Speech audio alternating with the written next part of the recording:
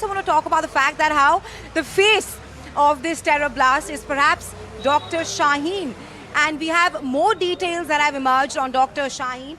She is apparently the woman doctor who was arrested from Kanpur, who was allegedly tasked with setting up the women's wing of Jaish here in India, not just here in Delhi, but also in Uttar Pradesh, Saharanpur.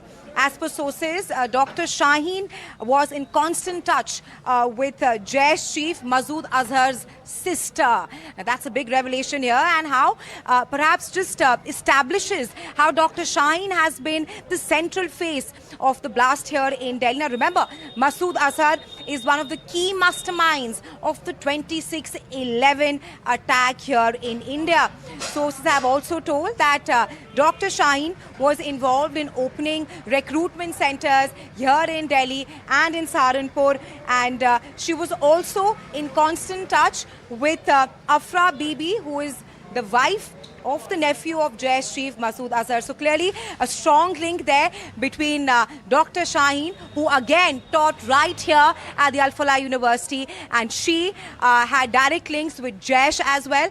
Well, Gauri, coming to you, talk to us more about how easily Dr. Shaheen managed to establish this Jaish recruitment base here in India, and how she has perhaps become the face of terror.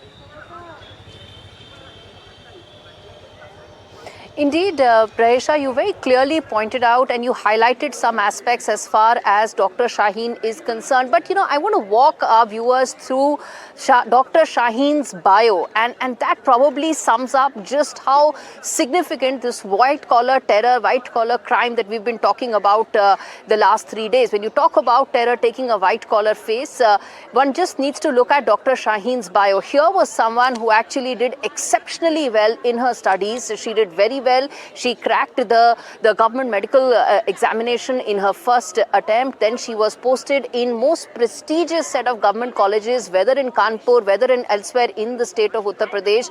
And from there, when she actually moved to Faridabad for Al Falah University, where you are standing, that is when agencies believe that level of radicalization really happened. So here was a medical student who was very good at her studies, and in fact she passed some government examinations, was posted as, you know, in the office of the chief medical officer, very important positions in government hospital. And from there, when she moved to Al Falah University, and that is when she was completely radicalized, and look what happened. She suddenly became, and now is, one of the key faces of the Delhi blast. Someone who is the linchpin from whom these threads that go through as far as the number of people she managed to radicalize, the kind of setup she put in place.